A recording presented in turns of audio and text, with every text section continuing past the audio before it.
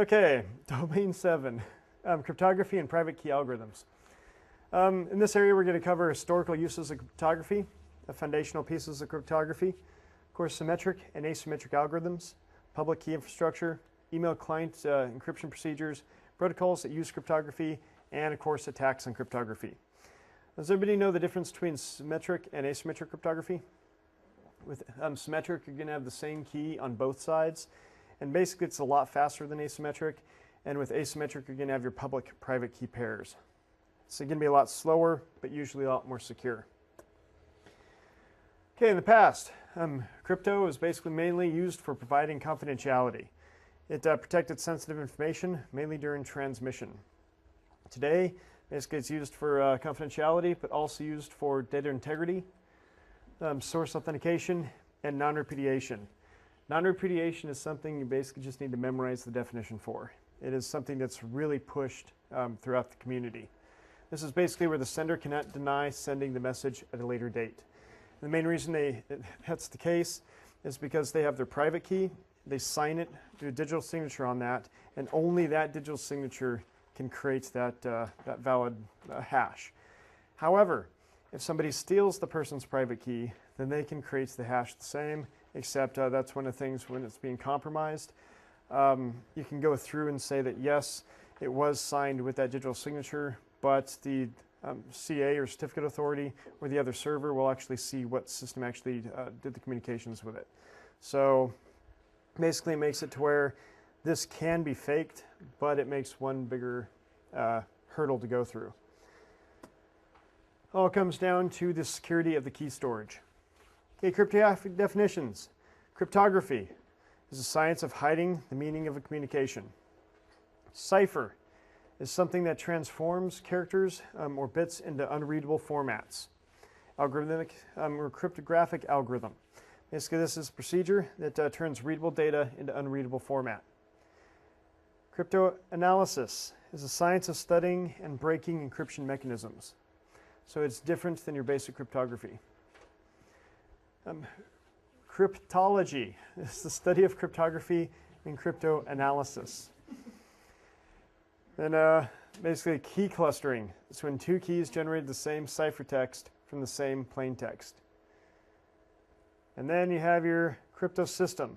This encompasses all the necessary components for an encryption and decryption, such as software, protocols, algorithms, keys, both public and private as well. And PGP is an example of a crypto system. Bless you. Okay, these right here, another thing is basically just need to memorize. Plain text is going to be the human readable format. Then ciphertext goes through a cipher, and then becomes an unhuman readable format. So technically it is readable, but ciphertext can also be in other formats such as hashing. Hashing is a one-way encryption string. So the primary difference to memorize between encryption and hashing is that encryption is encrypted and it can be decrypted. With hashing, it is encrypted and there is no way back. A lot of times you'll have it to where there's, for example, 32 characters for MD5 hash. Doesn't matter how much data you put into it, it's always going to come out with your 32 character string. So whenever they go through the same hash algorithm, that 32 character string should match. So if you have, let's say, a small letter or small email that only has 50 characters, if you change one character out of the 50, it is more than likely going to change that 50 character or that 32 character string. But if you have an entire hard drive that has, let's say, a full terabyte worth of data, if you change some data on that hard drive, you're a lot more likely to be able to come out with the same hash just because there's more mathematical possibilities of the changes. There are a few projects out there that are trying to figure out where you can change where the breaking point is on the size of the hard drives and the amount of data that you can change to come out with the same hash, which basically comes back to the statistical analysis attacks or the birthday attacks. And if anybody's able to, and realistically do that, what's going to end up happening is a lot of the forensics is going to go down the tube as far as, because that's how a lot of people are determining the hash value. So instead of using the MD5 hash, you may have to use a SHA-1 and an MD5 combo. because chances are the two different algorithms and two different key lengths, one being 32 and 48, is going to be that if they do not match, the MD5 it could change, and the MD5 matches, but the SHA-1's not going to match with that same data string. So it's going to make it just a lot harder to break. Okay, work factor is the time, effort, and resources necessary to break the crypto system. Effort and time needed to overcome the protective measure. And the goal of the encryption is to make the work factor too high for a compromise to be attempted or accomplished in a specific period of time. For example, if you have data that you need to secure for, say, 30 days at a time, your crypto system, or the work factor for the crypto system you're using, would be acceptable to have it to where it would take, say, 10 years for them to crack it, because you know that they're not going to be able to break it within the 30-day time frame. However, again, with the specific technologies that keep coming out today, especially the different things that are going to be used, like the video card processors for cracking passwords or cracking encryption as well, basically makes it to where if you're banking on only a 10-year work factor, depending on the person that's attacking you, they may be able to break it in mere minutes as opposed to your 30-day strings. So basically, but yeah, the work factor is very important to know. Is if you have a specific content of data that you want to secure for a 5-year period of time, such as credit card number or whatnot, with the CVE number and all the other information, you may have it to where you want the work factor to be hundreds of thousands of years in theory, which again, it's probably not going to be in the next 5 or 10 years. But the theory is they won't be able to break it by the time the data is useless. Okay, symmetric cryptography. Use of secret keys. You have two instances of the same key. And the issue is let's say you have 20 people in the room, they're using symmetric cryptography, they all have the same key. So if you compromise any one of those 20 instances of the key, the entire crypto system's no longer valid, because the compromise is now leaking the data. Okay, use of symmetric cryptography. Okay, hieroglyphs, basically first recorded in 2000 BC. First known use of cryptography. And the main reason it was first known use of cryptography is because only certain people were basically taught the language. Same type of thing with the gold wind talkers in World War II. So they had it to where it was the Navajo language. Not very many people spoke it. So when it came down to it, is that even though it wasn't technically true cryptography, it was in the aspect that they were able to speak two languages and the other side was not able to speak that secondary language. So that was a shared key cryptography. The SkyTel cipher. Basically this type of paper or leather that was wrapped around a rod, and you had to have the specific diameter of the rod to be able to encrypt or decrypt the message. The message was written on a paper and carried to destination by the messenger. The sender and the destination had the same rod diameter, so that each would read the message, and was used around 400 BC. The problem is, again, that if you have enough time, you can easily say, okay, it doesn't fit on this rod, doesn't fit on this rod. Let's actually get a big piece of paper and then slowly make it bigger until it actually makes words. So again, not the best, but better than nothing. The Caesar cipher. And all of these are basically historical representations of encryptions that you will need to know for the test for the trivia portion, or the Jeopardy. So Caesar cipher. Basically, this is one character is replaced by a character that is 3 places up the alphabet. And basically does a word wrap. And this is something, again, you just need to memorize, is Caesar cipher is traditionally 3 places up. Also referred to as a shift cipher. If one alphabet is used, a monoalphabetical substitution algorithm, and also more than one alphabet is used, a polyalphabetic substitution algorithm.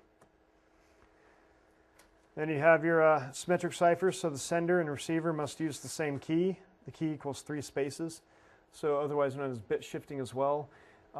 In today's terms, that's not really encryption anymore, that's more of an encoding, because if everybody knows the key, then it's one of those things to where the algorithm doesn't change, because this part right here is always going to be 3.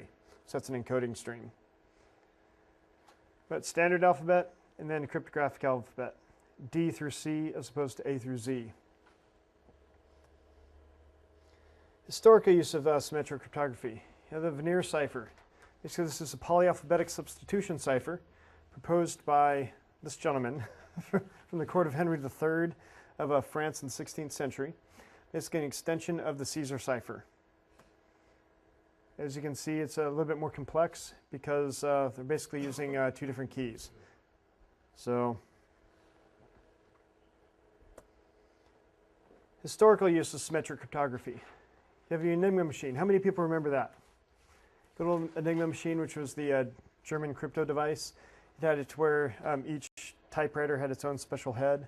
The NSA Cryptography Museum, they have one you can play with, which yes. not very anymore, because everybody's... Yeah, they do, and that's another thing that every once in a while, I know 2 years ago with DEF CON, they had in the, actually this was in the lockpicking village, they actually had somebody with a homemade Enigma machine. And they basically, it was one of the things to where if you were able to break the code, then you could get $500 or something like that. So they didn't have very many people try, and nobody was able to break it, which it's very difficult to break, and it took us a long time to get it. So basically we had to find one of those crypto devices and then reverse engineer it. Okay, it's a rotor cipher machine that uses a polyalphabetic substitution. It was employed in World War II and had a huge effect in the war. It's a symmetric, so sender and receiver must have the same key. So basically they have to have the same cylinder head.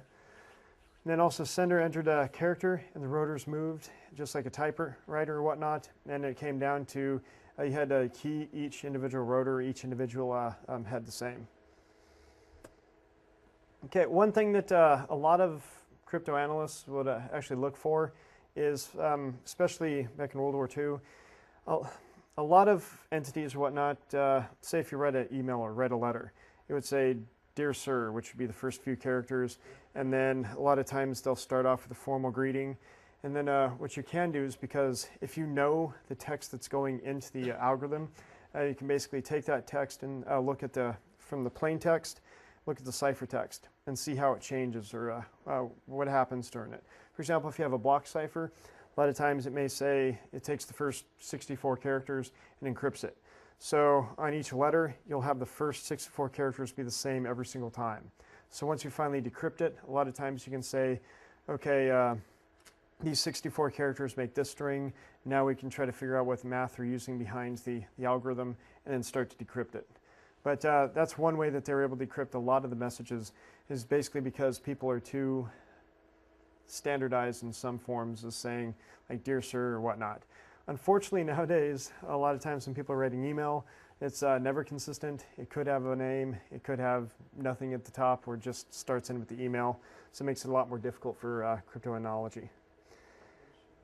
With one-time pads, this is basically using the Vernheim cipher.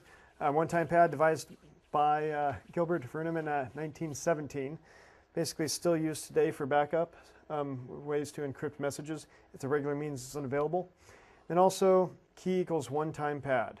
Sender uses to encrypt the message, receiver uses to decrypt the message. And it's just one go. Okay, one-time pad characteristics. Deemed unbreakable if the perfect encryption scheme, if the pad is made up of truly random values. The pad is used only one time. Pad is securely distributed to the destination. And pad is secured at the sender and receiver sites. And pad is at least as long as the message. One thing that you will see when, for example, encrypting email, a lot of people do your good old digital signatures, which adds a small block at the end of the email message. But if you're doing any sort of encryption, a lot of times what you'll see is a large portion of the email message, potentially even double the email message, is going to be stored on the server of the system. So if you have PSTs and you only have, let's say, 5 gigs or even 1 gig space value on your PST or in your store, or 50 megs on your store, if somebody's sending you a 30 meg email and then they're trying to encrypt it, there's a very good possibility you may not be able to receive it on your server. Okay, this is something you basically just have to memorize. How many people have dealt with OR, XOR, basically an exclusive OR? This is something that, again, for the CISSP, you may come across it, and if you do, you just need to memorize what an exclusive OR means. It means it could either A, for example, be 0 or 1, but it cannot be 0 and 0 or 1 and 1. It has to be one or the other. So for example, if both bits are the same, such as 0 XOR 0 equals 0, and 1 XOR 1 equals 0. If bits are different, it equals 1. So 1 XOR 0 equals 1, and 0 XOR 1 equals 1. So with that being said, if you have the basic OR statement, you can have, what would it be,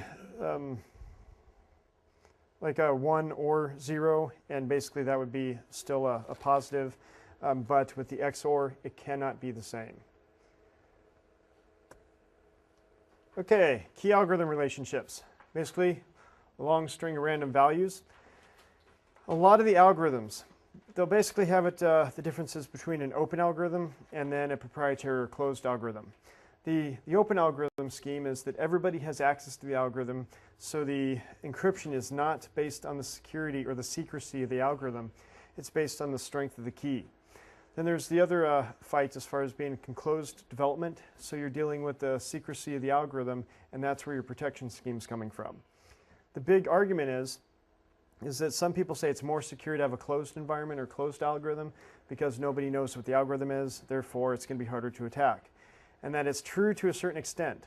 Once the people find out, or once the enemy finds out what the algorithm is, it's usually a lot easier to break because it hasn't been vetted by the rest of the world. So if you have an open algorithm scheme, usually everybody in the world is trying to attack it, and once something bad happens to the algorithm, then a white paper is given out so you know that it's been compromised. Then you can go to the next generation of it. Okay, algorithm, group of mathematical equations that can be used for the encryption and decryption process. And used together, key values are used by the algorithms to indicate the equations to use, in what order and with what values. Okay, brute force. Basic password cracking, brute force is going to try all possible attempts. Granted, all possible attempts basically means the possibilities that you give it. For example, you can do a brute force on just numerics, 0 through 9, or you can do 0 through 9, A through Z, basically your alphanumerics, spaces, special characters on an English character set. So you'll have, let's say, 40, 45 different characters to attack from. But again, when it says all possible, it means all possible from the variables that you give it. Okay, basically it takes the ciphertext, applies key, and then sees if there's understandable plain text derived. And then within the brute force, the program is to be written. If the result is understandable or gibberish, basically, a lot of times you'll have it, it's where it goes to the algorithm, it dumps something, it looks for specific keywords, such as the, any sort of other ones like and, or anything like that. If it does see that, then it sees it as being a potential possibility. And also, how many possible values or keys would have to be tried. On a 40-bit key, there's about 1 trillion possible key values.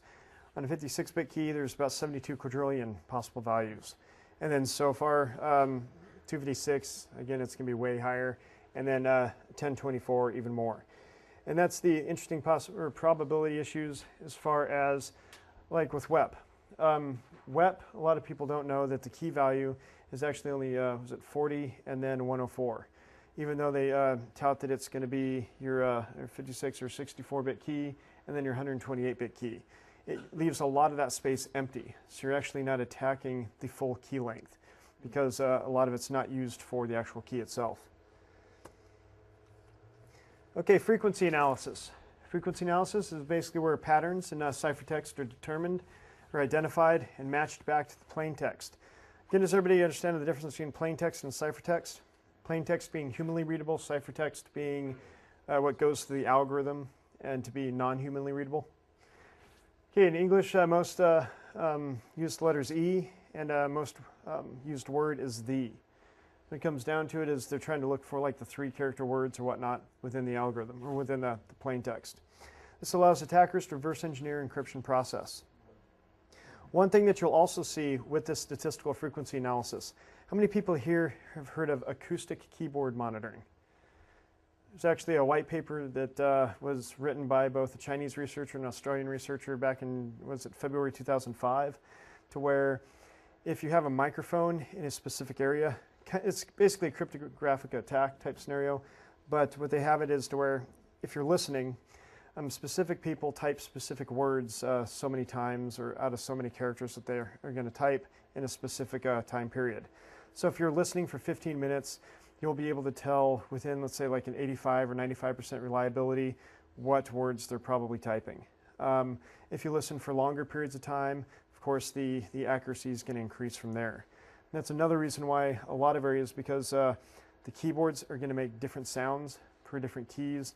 The pressure that you're pushing on the key, the angle that you're pushing the key, each key, one may have the spring is starting to break or whatnot, so each key is going to have its own unique tone or sound.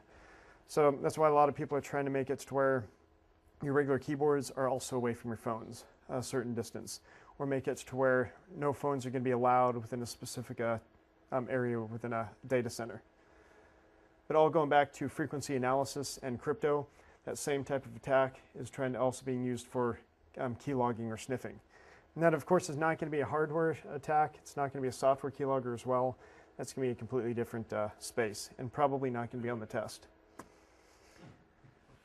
Oh, at least it shouldn't be on the test, even though it's been around for a couple of years. Okay, characteristics of strong algorithms.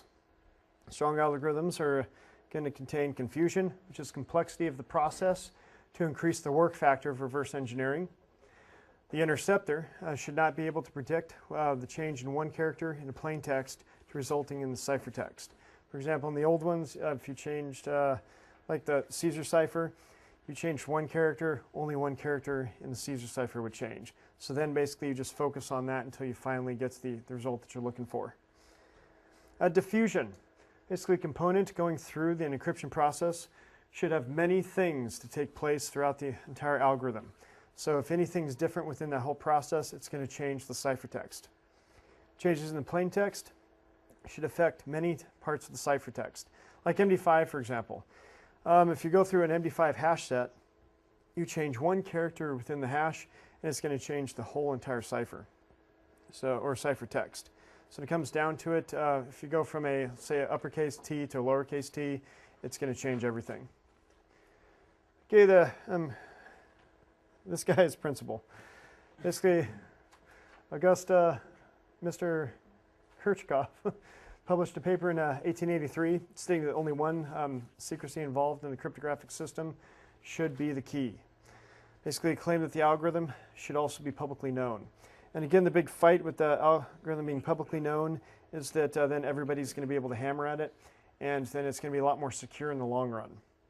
Good old WEP had that issue, is where they didn't publish it as much, and then once there was a break in the algorithm, then basically just went downhill from there. Okay, should not be based on security or on the assumptions that other will not figure out how the protection mechanism works. Again, because if you're pushing on the secrecy, there's always the possibility of even dumpster diving coming out with the algorithm. Because somebody types something down, writes something down, or data is dumped in over the network that you shouldn't be able to be seen, and it's just not secure anymore. And also the debate in the cryptography field is many non-government cryptographers think that all algorithms should be public, and then government does not agree with this and does not release some of the algorithms.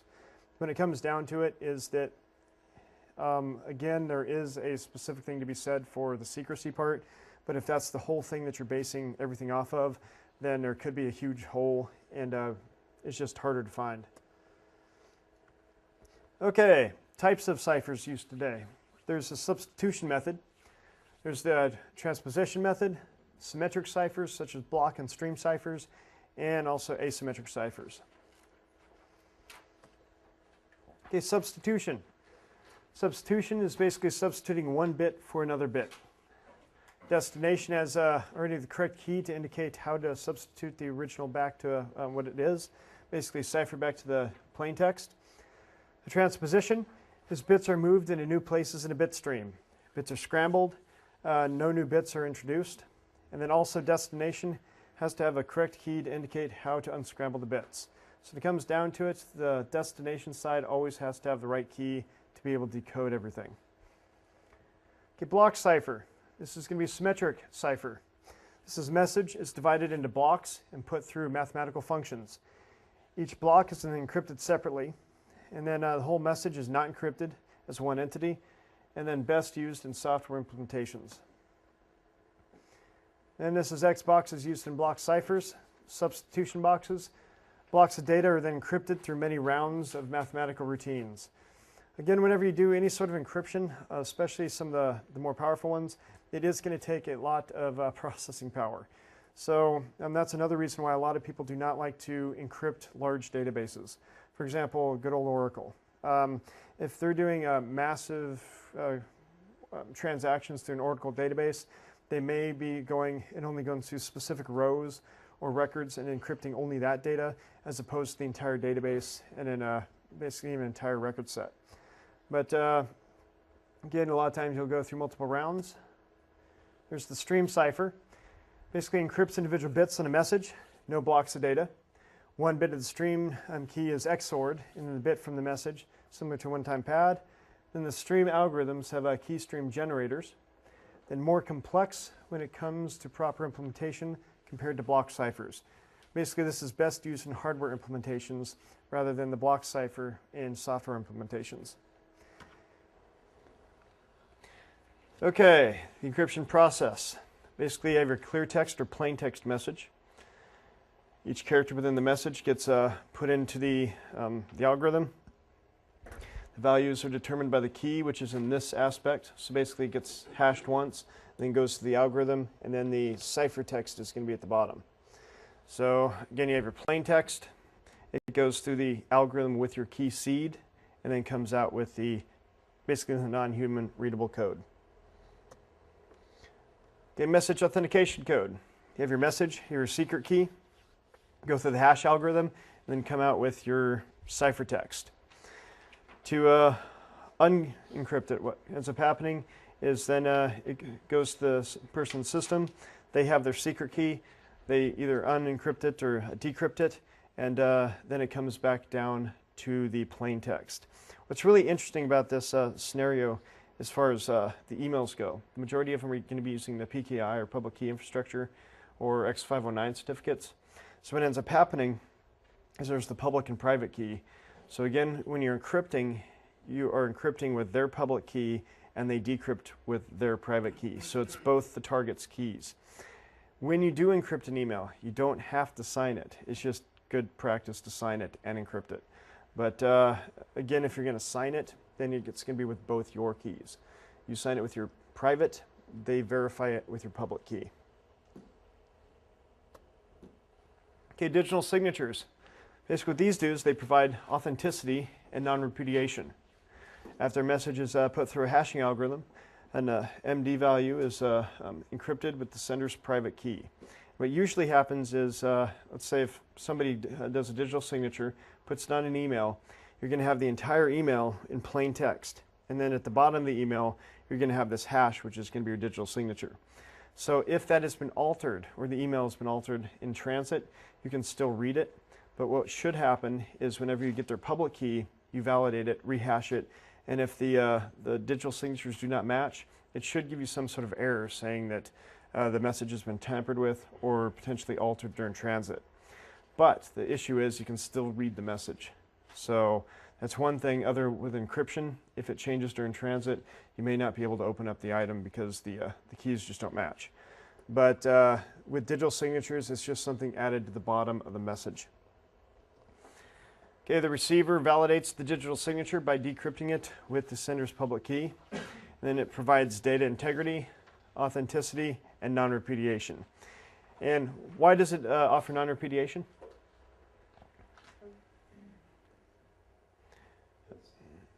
Once you send it, you can't say it didn't come from you. Yeah, because you have to have your private key. And that's the one thing, if you have some sort of a symmetric key through email, then you can't prove non-repudiation because everybody's going to have the same key. But with the PKI or the asymmetric key cryptography, you can because only you are supposed to have that key. And that's the nice thing about some of the PKI initiatives that are going out there that actually have the physical tokens rather than soft tokens, because the only way that you can send an encrypted email is with a smart card. You put the smart card in your system, that is your key. So it makes it. One more thing is if you have, well, for those who work with cache, if you encrypt the system, if you configure properly, Yeah. it is, it won't let you encrypt because it will automatically tell you whether the person that you're sending to, the certificates are up to, they're not up to date, it's not going to let you encrypt. So. Yeah. And that's one of the things I've seen as far as a failure of some PKI implementations or CAs is they allow people to cache locally. So it doesn't actually go to the server and then do the encryption. What it does is say, well, I have the certificate here. They go to look for the revocation list maybe, if that doesn't work or whatnot. If it's not a bad one, then it sends anyway.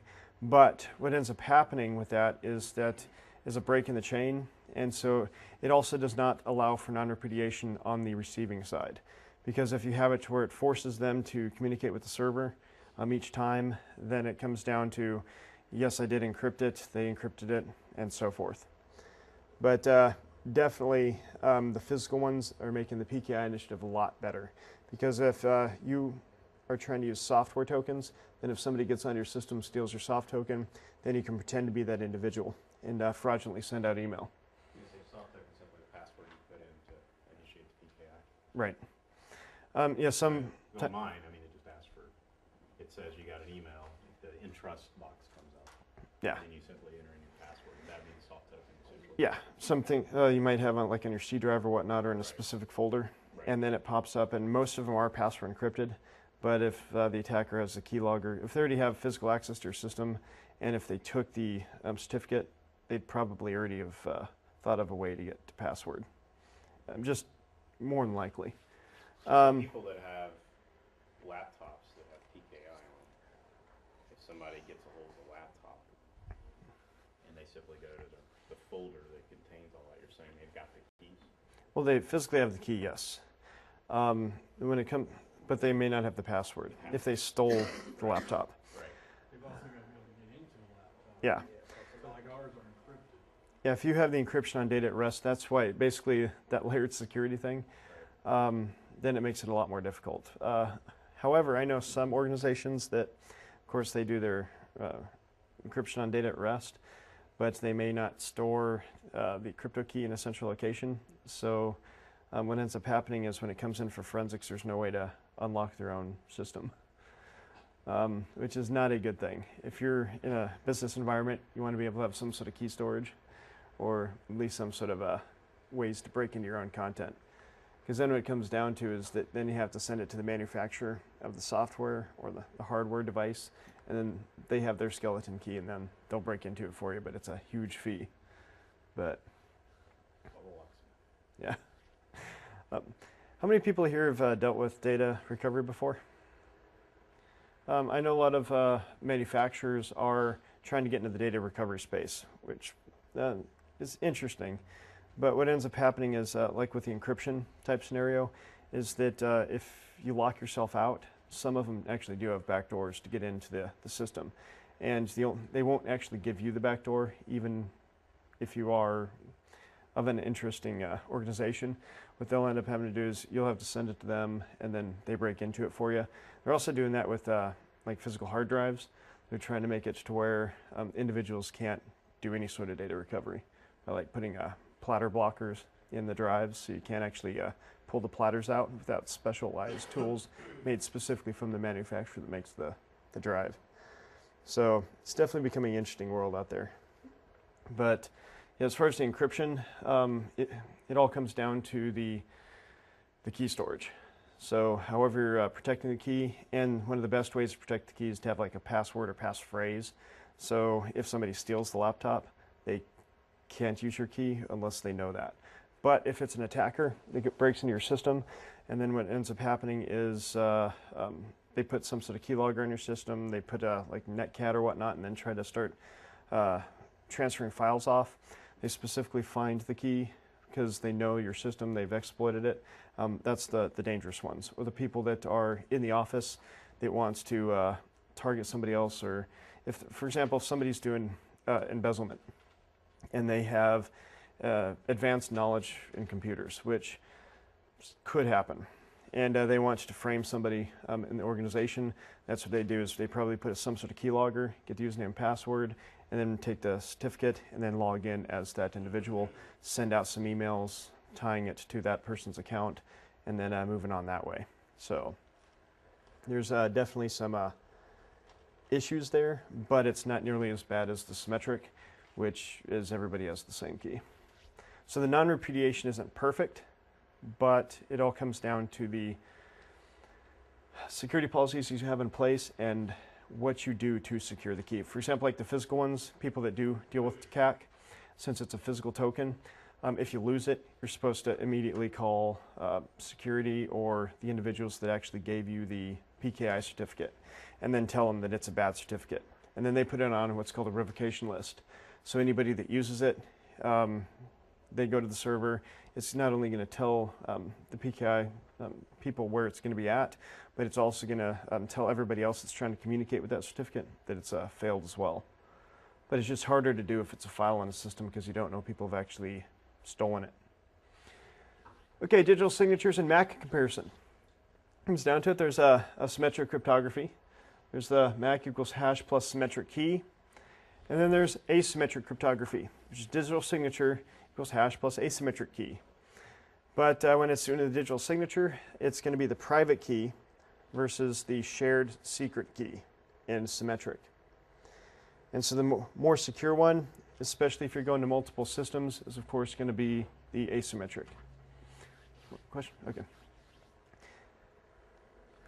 Okay, U.S. government standard. There's the digital signature standard, or DSS. Secure hashing algorithm SHA must be used for a message digest creation. There's also DSS, RSA, and ECDSA, asymmetric algorithms, can be used for digital signature creation. ECDSA is elliptical curve cryptography, and that's the digital signature algorithm for the ECC portion. So, but definitely know that ECC is elliptical curve cryptography, and the ECDSA is the DSA variant of the ECC algorithm. Strength of hashing. Hashing should be computed over the entire message. Messages cannot be disclosed by the MD value. And different messages should generate different MD values or MD items. The collision-free basically means that it's not going to be susceptible to birthday attack or frequency analysis. So what ends up happening is that, let's say if you have 1 million possibilities, out of those 1 million possibilities of being put into the algorithm, not one single possibility should come out with the same, basically, ciphertext. So it doesn't matter how you change the plain text, you should never have the same ciphertext more than once. And in the perfect world, you'll have a hashing algorithm where that's possible, where it's always going to be different. The problem is, for example, like MD3, MD4, MD2, MD5, all of those are susceptible to birthday attacks or collisions. Just the higher the number, the less the frequency. So the MD5 is a lot more secure or a lot less frequent for collisions than MD2 is. Same thing with SHA-1. That is also susceptible to a birthday attack or collision attacks. But again, because it's a longer algorithm, the results are longer, it's a lot less susceptible than an MD. A lot of people are going, instead of using the SHA-1, they're going up to SHA-384 or SHA-512. So with that being said, I believe the standard they're trying to push is at least 256. But you also want to do resistant to birthday attacks, which is going to be the frequency analysis. Okay, birthday attacks, mathematical parity. Basically, how many people have to be in the same room where you have a 50% chance where somebody has the same birthday as you. And that's basically where you're picking an individual person, which is going to be yourself. And it says about 253 people. And then somebody's probably going to have the birthday as you. And then that basically means that just 50-50. With this right here, if you have 23 people, 2 random people are probably going to have the same birthday. But it's not going to be, I choose this person and this person. It's just going to be random.